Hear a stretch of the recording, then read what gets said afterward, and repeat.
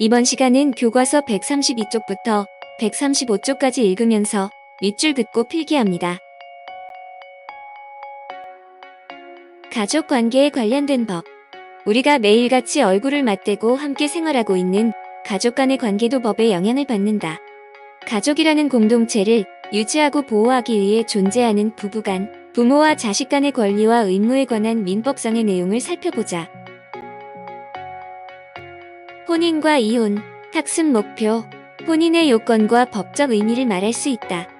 이혼의 절차를 이해할 수 있다. 혼인, 이성을 만나고 사랑을 하는 것은 누구나 자유롭게 할 수 있는 일이지만 법적으로 유효한 혼인을 하려면 몇 가지 조건이 충족되어야 한다. 가장 중요한 조건은 두 사람 모두 혼인할 의사가 있어야 한다는 것이다. 상대방을 속이거나 협박하여 혼인하였다면 혼인을 취소할 수 있으며 당사자 간 합의 없이 혼인하였다면 법적으로 효력이 인정되지 않는다. 또한 법적으로 혼인할 수 있는 나이라야 한다. 남녀 모두 18세 이상인 미성년자는 부모의 동의를 얻어 혼인할 수 있고 19세가 되면 부모의 동의 없이 본인들의 의사만으로 혼인할 수 있다. 한편 혼인 상대자가 법적으로 혼인을 제한하는 친족 관계에 있는 사람인 경우에도 혼인은 인정되지 않는다. 이 조건들을 모두 갖추었다 하더라도 혼인신고를 해야만 법률상 부부로 인정된다. 우리나라는 결혼식이나 예물 교환 등의 의식을 치렀는지와 관계없이 혼인신고를 한 경우에만 법률상 부부로 인정한다.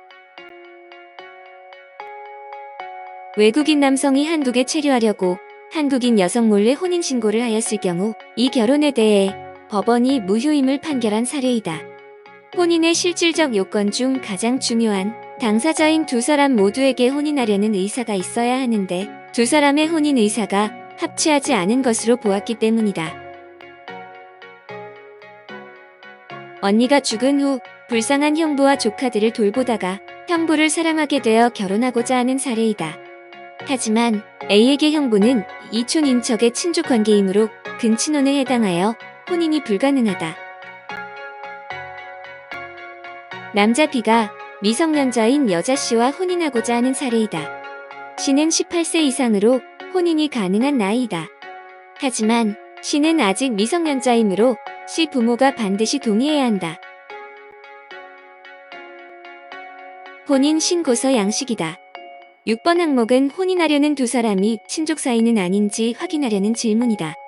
9번 항목에서는 18세인 미성년자가 혼인할 때는 부모의 동의를 받아야 함을 보여준다. 사실혼이나 동거도 법적 보호를 받을 수 있나요? 혼인 신고를 하지 않은 상태에서 부부처럼 함께 사는 사실혼은 제한적인 범위에서만 법적 보호를 받게 되며 혼인 의사 없이 단지 함께 살기만 하는 동거의 경우는 법적인 보호를 받을 수 없습니다. 혼인하게 되면 생활에 큰 변화가 생긴다. 우선 남편 또는 아내의 가족들이 나의 친족이 되므로 새로운 가족이 생긴다. 또한 부부에게는 함께 살면서 서로 돌보고 도와야 할 동거와 부양의 의무가 발생한다. 만약 18세의 미성년자가 혼인하였다면 성년으로 의제가 되어 단독으로 유효한 법률 행위를 할 수 있게 된다. 성년 의제.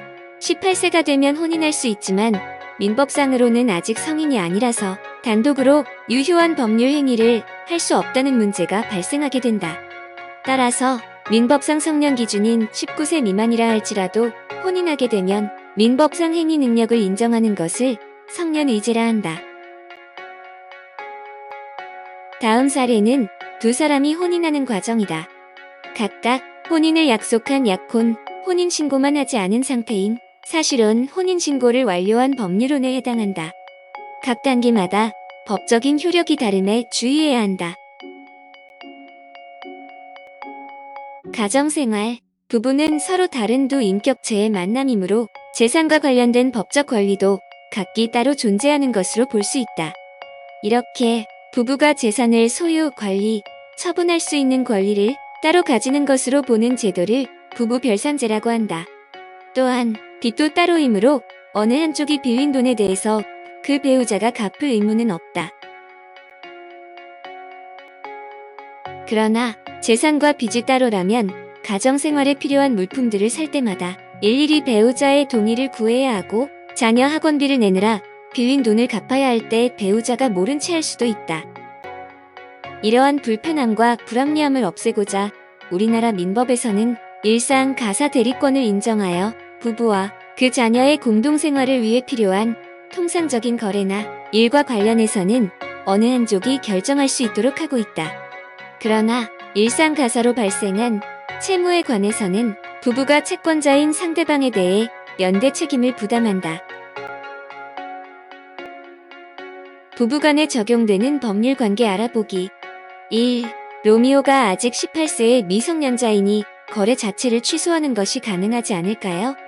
로미오는 18세이지만 혼인하였기 때문에 성년으로 이제되어 단독으로 거래를 할 수 있으므로 거래를 취소할 수 없습니다. 2. 부부 생활 중에 발생한 지출이므로 일일이 동의를 얻지 않아도 구매할 수 있다고 로미오가 그러는데 맞는 말인가요? 로미오의 취미 생활은 일상 가사로 볼 수 없습니다. 부부 별선제 원칙에 따라 각자 책임져야 합니다. 3. 물품 대금 지급이 늦어지자 정밀 모형 수입처에서 아내인 저에게 대신 돈을 갚으라고 재촉하고 있습니다. 제가 갚아야 하는 건가요? 로미오가 갚아야 합니다. 표에 제시된 핵심어를 활용하여 줄리엣이 문의한 3가지 내용에 관련된 우리나라 민법 조항을 찾아 적어보자.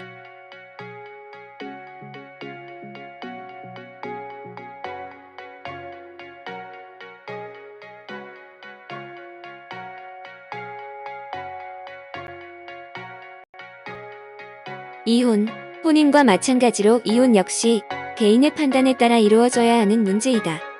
하지만 가정은 사회의 가장 기본적인 단위로서 그 중요성이 크기 때문에 우리나라 민법은 여러 절차를 통해 신중한 결정을 유도하고 이혼 때문에 발생할 문제들에 대비하도록 하고 있다.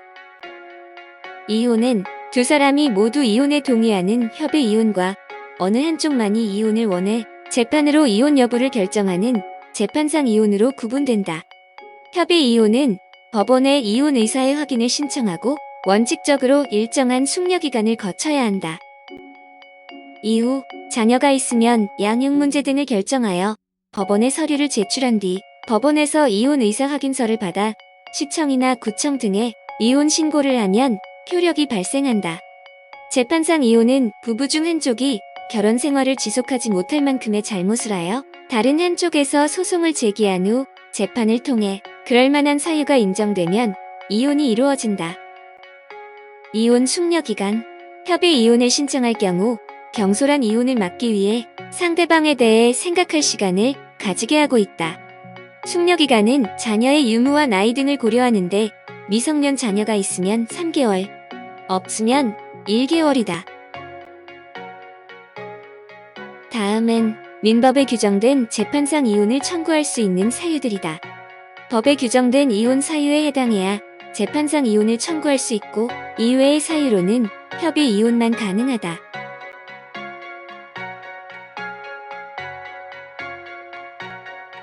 이혼하게 되면 공동으로 소유해왔던 재산을 나누어야 하고 어느 한쪽에 이혼의 책임이 있으면 상대방의 정신적 피해에 대해 위자료도 지급해야 한다.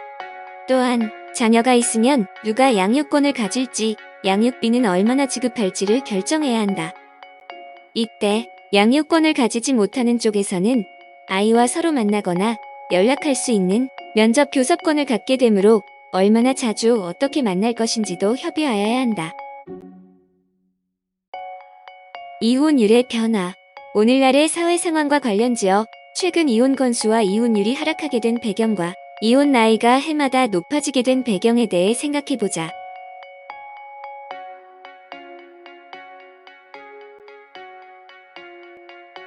(7세의) 미성년 자녀가 있는 부부가 이혼의 의사가 합치하였다면 협의 이혼이 가능하다. 협의 이혼의 경우 법원에 이혼의사 확인 신청서를 제출하고 미성년 자녀가 있으므로 3개월의 이혼 숙려기간을 거친 후 법원의 확인을 받아 3개월 이내에 시청이나 구청에 이혼 신고를 하면 이혼의 효력이 발생한다.